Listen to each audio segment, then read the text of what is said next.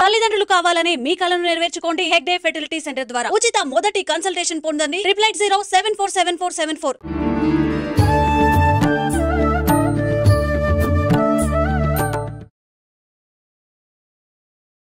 నమస్కారం, welcome to I dream. ధర్మ మార్గం విత్ విజిత కార్యక్రమానికి స్వాగతం. ప్రస్తుతం మనతో పాటు ఉన్నారు ప్రముఖ ఆధ్యాత్మికవేత్త అనుపమ అడుప. ఇప్పుడు వారితో మాట్లాడి మరిన్ని విషయాలు తెలుసుకునే ప్రయత్నం చేద్దాం. నమస్కారం అండి. నమస్తే అండి. అనుపమ గారు, నేను అడగబోతున్న టాపిక్ ప్రస్తుత రోజుల్లో ఎక్కువగా ఇబ్బంది పడుతున్న ఒక విషయానికి సంబంధించి టాపిక్ తీసుకున్నా. వివాహం. మామూలుగా పెళ్లి అనగానే మనకు చిన్నప్పటి నుంచి వింటూ ఉన్నాం మన పెద్దవాళ్ళ ద్వారా, అటేడు తరాలు ఇటేడు తరాలు చూడాలి అని చెప్పి. ఆ 7 తరాలు చూడడం పక్కన పెడితే ఫస్ట్ చూడాల్సింది జాతకాలు అని చెప్పి అంటారు. జాతకంలో కూడా ఎన్నెన్నో వాళ్ళకి సంబంధించి అవి మ్యాచ్ అవ్వాలి అని చెప్పి అంటుంటారు. అయితే ఖచ్చితంగా ఒక పెళ్లి, లవ్ మ్యారేజెస్ అంటే ఇంకా అవన్నీ జరగవు, ఆ ప్రాసెస్ అంతా అది పక్కన పెడితే అరేంజ్డ్ మ్యారేజెస్ తీసుకున్నాము అంటే ఖచ్చితంగా ఇవన్నీ చూసి ఖచ్చితంగా బాగుంది అంటేనే ఆ జంటని దంపతులుగా మారుస్తారు ఖచ్చితంగా. అలా మారారు అని అంటే ఖచ్చితంగా జాతకము, ముహూర్త బలము ఇన్ని బాగున్నాయనే అర్థం. ఎందుకంటే ఒక పురోహితుడికి ఎంతో జ్ఞానం తెలుసు, అన్ని చూసి అందరి సమక్షంలో ఒక టైము, ఒక అంటే రోజు, ఒక తిథి, నక్షత్రము అన్ని సెట్ చేసి బాగున్న తర్వాతే పెడతారు అన్న నమ్మకం గట్టిగా ఉంటుంది. అయితే అలా చేసిన తర్వాత కూడా ఇప్పుడు మనం చూస్తున్నాము ఎంతో మంది విడాకులు. అవునండి, వయసుతో సంబంధం లేదు, ఎంతో పెద్ద వయసు వాళ్ళు కూడా ఇప్పుడు డైవర్స్ తీసుకుంటున్నారు. ఒకప్పటి కాలంలో అసలు ఈ విడాకులు అనేది కాన్సెప్ట్ లేనే లేదు ఎక్కడ కూడా. మన ఫాదర్ గాని తాతలు గాని వింటే అసలు ఎప్పుడు ఫైట్ చేసుకున్న దాఖలాలు కూడా మనకు కనిపించేవే కావు. ఎందుకు ఇప్పుడు ఈ వివాహ వ్యవస్థ ఇలా అయిపోతుంది అంటారంటే ముహూర్తాలు కరెక్ట్ గా పెట్టలేకపోవడమా, లేదు అంటే అవి అన్ని కరెక్ట్ గా చూడాల్సినవి చూడకపోవడమా, అసలు ఎక్కడ జరుగుతుంది అంటారు లోపం? ఫస్ట్ మనము చూసుకున్నట్లయితే జాతకం కాన్సెప్ట్ కొద్దిగా సైడ్ ట్రాక్ చేసుకుంటే కనుక ప్రజెంట్ సిచ్యువేషన్స్లో ఎలా అయిపోయిందంటే ఆడ మగాకి భేదం లేకుండా అయిపోయింది. ఆడవాళ్ళు కూడా మగవాళ్ళకి ఈక్వల్గానే లేదా వాళ్ళకంటే ఎక్కువ స్థాయిలోనే వాళ్ళు ఎర్నింగ్స్ వచ్చేసాయి. సో ఎర్నింగ్స్ వచ్చేసినప్పుడు ఇండివిజువాలిటీ ఎక్కువైపోయింది. ఇండివిజువాలిటీ ఎక్కువైపోయినప్పుడు కాంప్రమైజింగ్ అనే కాన్సెప్ట్ ఉండదండి రిలేషన్షిప్ లో. ఈ మ్యారేజ్ కాన్సెప్ట్ ఏంటి అంటే ఇది మనకి పేరెంట్స్ ని మనం చూస్ చేసుకోకుండానే మనం ఒక తల్లి గర్భంలో పుట్టాలనేది అది దైవ నిర్ణయంగా మనం కన్సిడర్ చేసుకుంటూ ఉంటాం. కానీ మ్యారేజ్ కాన్సెప్ట్ వచ్చేసరికి ఏంటంటే ఒక మెచ్యూరిటీ ఏజ్ వచ్చిన తర్వాత ఇంకొక పర్సన్ ని మనం వివాహం చేసుకోవడం అంటే ఇక్కడ కొద్దిపాటిగా మనకి చాయిసెస్ ఉంటాయి. ఆ చాయిస్ లో కూడా కొన్నిసార్లు మనం ఏంటంటే కరెక్ట్ ప్లానింగ్ చేసుకోకుండా కూడా ఇబ్బంది పడే పరిస్థితులు కూడా కనిపిస్తున్నాయి.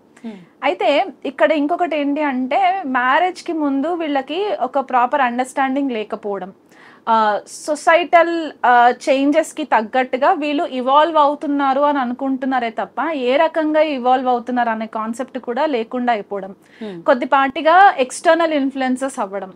అంటే ఇప్పుడు వెస్టర్న్ కంట్రీస్ ని చూసి ఇన్ఫ్లుయెన్స్ అయిపోవడం. వెస్టర్న్ కంట్రీస్ వాళ్ళు మనకి చెప్పలేదు మా కల్చర్ ని మీరు అడాప్ట్ చేసుకొని ఫాలో అవ్వండి అని. నేను పర్సనల్గా చెప్పేది ఏంటంటే వెస్టర్న్ కంట్రీస్లో మన హిందూ సనాతన ధర్మంకి చాలా వాల్యూ ఉంది. వాళ్ళు మన ప్రాక్టీసెస్ని వాళ్ళు రియల్గా వాళ్ళు ఇంప్లిమెంటేషన్లో చేసుకుంటున్నారు. వాళ్ళకి తెలుస్తుంది కరెక్ట్ ఏంటి రాంగ్ ఏంటి అని. మీరు అన్నట్టు పూర్వం ఏంటంటే అసలు ఈ ఫ్యామిలీస్ ని చూసేవాళ్ళు, ఒక 7 తరాలను చూసి వాళ్ళ ఫ్యామిలీస్ లో ఎలాంటి సిచ్యువేషన్స్ ఉన్నాయో చూసుకున్న తర్వాత అబ్బాయి కానివ్వండి అమ్మాయి కానివ్వండి వివాహం చేసేవాళ్ళు. చాలా ప్రాముఖ్యత ఉండేది. ఇప్పుడు ఏంటంటే అంత హైటెక్ పద్ధతి అన్నమాట. ఈరోజు చూసామా, రేపు నిశ్చితార్థం చేసుకున్నామా, ఎల్లుండి పెళ్ళి అయిపోయిందా, అవతల ఎల్లుండి విడాకుల వరకు వీళ్ళు కోర్టు చుట్టూ తిరుగుతూ ఉన్నారు. అంటే ఒక డ్రామా ఫేజ్ లాగా అయిపోయింది అనమాట. ఆ వివాహ వ్యవస్థ అనేది కంప్లీట్ గా రూయిన్ అయిపోయింది. మ్యారేజ్ కి ముందు కొన్ని తంతులు ఉంటాయి, అవి కరెక్ట్ గా ఫాలో అవ్వకపోవడం. అండ్ కొన్ని ఎట్లా అయిపోయిందంటే షో ఆఫ్ కూడా కొద్దిగా అయిందండి. అంటే నేను ఇది ఒక వర్గాన్ని వాళ్ళని నేను పాయింట్అవుట్ చేయట్లేదు. ఉన్న వాళ్ళ దగ్గర వాళ్ళు పెట్టి చేసేస్తారు, కానీ వాళ్ళ వల్ల ఇండైరెక్ట్ గా లేని వాళ్ళ పైన కూడా ప్రెషర్ పడుతూ ఉంది ఆ స్థాయిలో చేయాలి అని చెప్పి. ఇంకొకటి ఏంటంటే ఇక్కడ లైక్స్ అండ్ డిస్లైక్స్ మ్యాచ్ అవ్వకపోవడము, ఏదో అవుటర్ అపియరెన్స్ ఒకటి బాగుంటే కనుక చూసేసుకోవడము. ఫస్ట్ ఆఫ్ ఆల్ కంపాషన్ లేదు, ఒకరికొకరికి అర్థం చేసుకున్న కంపాషన్ లేదు. ఆ కంపాషన్ రావాలి అంటే అంత ఓర్పు సహనము వహించే అంత టైం వీళ్ళ దగ్గర లేదు. ఎక్కువ మట్టుకు ప్రొఫెషన్ కి ఎంతైతే వాళ్ళు ఇంపార్టెన్స్ ఇస్తున్నారో పర్సనల్ లైఫ్ కి వచ్చేసరికి రిలేషన్షిప్స్ కి అంత వాల్యూ లేకుండా పోయింది. వీళ్ళ ఇంకొక కాన్సెప్ట్ ఏంటంటే ఇప్పుడు మీరు అన్నారు కొంత మ్యారేజ్ ఎక్కువ ఇయర్స్ రిలేషన్షిప్ లో ఉన్న వాళ్ళు కూడా డివోర్సెస్ అవును జరుగుతున్నాయి. ఇక్కడ దానివల్ల వాళ్ళకి డిఫరెన్సెస్ వచ్చి విడిపోతున్నారు, పిల్లలు నష్టపోతున్నారు. ఇక్కడ వీళ్ళకి కపుల్ కి పిల్లలు ఉంటారు కదా, వాళ్ళు డిస్ఫంక్షనల్ ఫ్యామిలీస్ నుంచి వచ్చేసేలాగా అయిపోతున్నారు. వాళ్ళు నెక్స్ట్ జనరేషన్ వాళ్ళ చైల్డ్హుడ్ అంతా పాడైపోతూ ఉంది.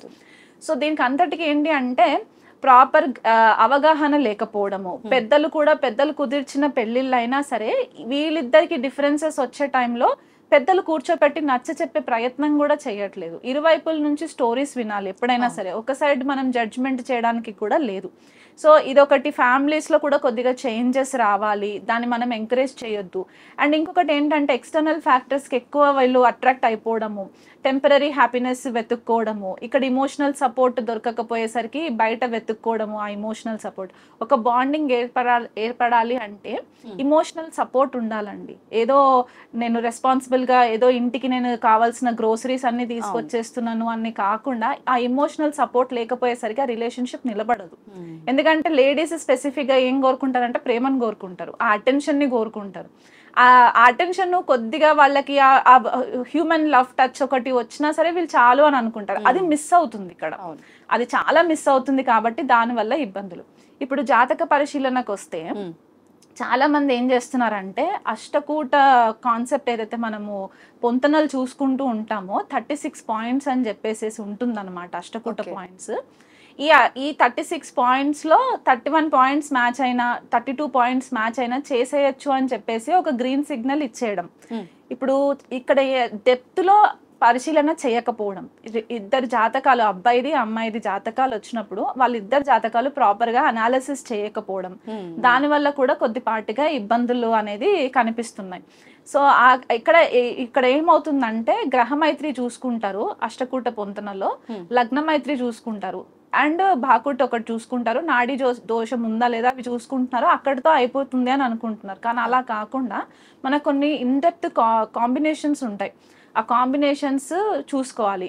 మళ్ళీ కలత్రకారకుడు శుక్రుడు, ఆయన మెయిన్ పొజిషన్ ఎలా ఉంది, ఈ ఇరువురు జాతకాలలో శుక్రుడి పరిస్థితి ఏంటి, శుక్రుడు అస్తంగత్వం పొందున్నారా, నీచలో ఉన్నారా, రవితో కలిసి ఉన్నారా, రాహుకేతులతో కలిసి ఉన్నారా, లేకపోతే వక్రి అయి ఉన్నారా, సప్తమాది పరిస్థితి ఏంటి, ఇవన్నీ కూడా కన్సిడరేషన్ లోకి వచ్చిన తర్వాతే మనం ఒక గ్రీన్ సిగ్నల్ ఇవ్వడానికి ఉంటది.